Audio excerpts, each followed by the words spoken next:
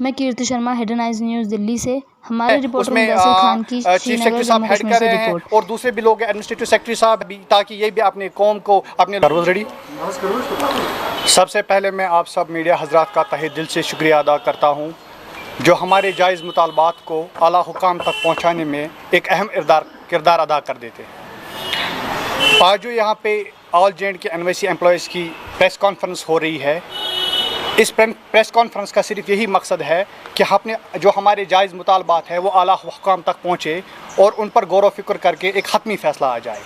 میں آپ کو بتاتا چلوں،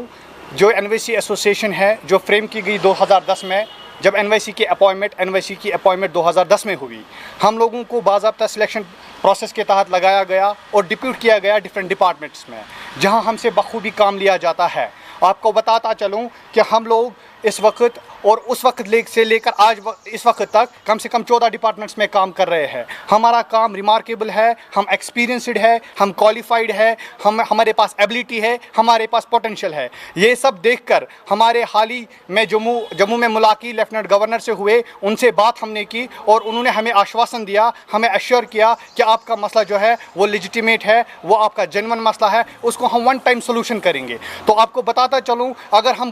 کام کی بات کریں، اس کووڈ-19 میں ہمارے پاس آرڈرز ہے جو ہمیں کنسرن آفیسرز نے ڈیوٹی لگا دی ہے، چاہے ہم کوارنٹائن سینٹرز کی بات کریں، چاہے ہم بات کریں ایئرپورٹس کی، چاہے ہم بات کریں ریلوے اسٹیشنز کی، چاہے ریلیف ڈسٹریبیوشن کی بات کریں یا میڈیسن ڈسٹریبیوشن کی بات کریں. جو ہمارے کنٹرول جو ہمارے ڈسٹرکٹ ایڈمنسٹریشن میں ہمارے جو وہاں پہ گریونس سیل ہے، وہاں پہ بھی ہمارے لڑکے روز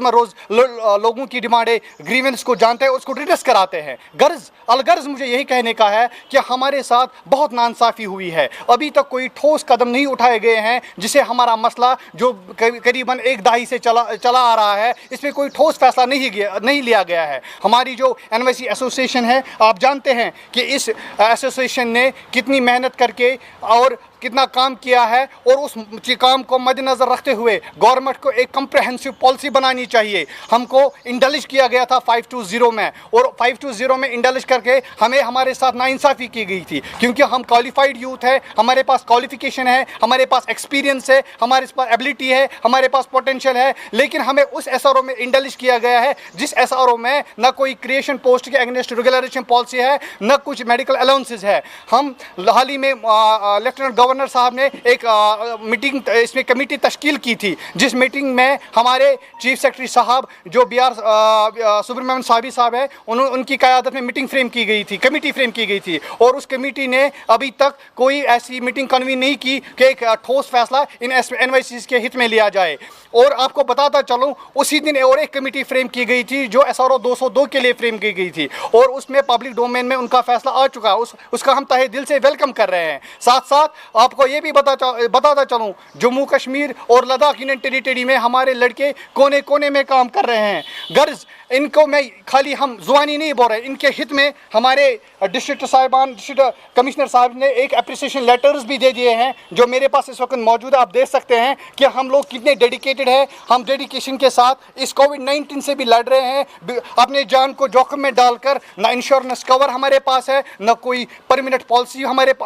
گورنمنٹ جاب ہمارے پاس ہے. مجھے کہنے کا صرف یہی مقصد ہے، ہماری اس یونین کا کہنے کا مقصد یہی ہے کہ ہمارا regulation pattern from CSLW to an applicable one change کیا جائے، اور جتنا جلدی ہو سکے گورنمنٹ کو اس بارے میں سوچنا چاہیے. آپ کو بتاتا چلوں، ہمارے ڈپارٹمنٹس میں جتنی بھی رسپانسبلٹیز ہمارے اوپر ڈالی جاتی ہے، جتنی بھی ذمہ داریاں ہمیں دی جاتی ہیں، وہ ہم بخوبی نبھاتے ہیں، اور وہ ہم زبانی نہیں بول رہے ہیں. اس کی اپریسیشن لیٹرز بھی ہمارے پاس ہے. آپ کو ساتھ ساتھ یہ بھی بات بتاتا چلوں کہ ہماری فیملیز کی رسپانسبلٹیز ہمارے اوپر عائد ہو جاتی ہے، ہمارے پیرنٹس کی بھی رسپانسبلٹی ہمارے عائد اوپر ہو جاتی ہے. ہمارے میگر اماؤنٹ ایک رینیومریشن ہمیں دیا جاتا ہے، محض کچھ پیسے دیے جاتا ہے، جس سے ہم سفر کھو رہے ہیں، جس سے ہم اپنے ڈے ٹو ڈے ڈیمانڈس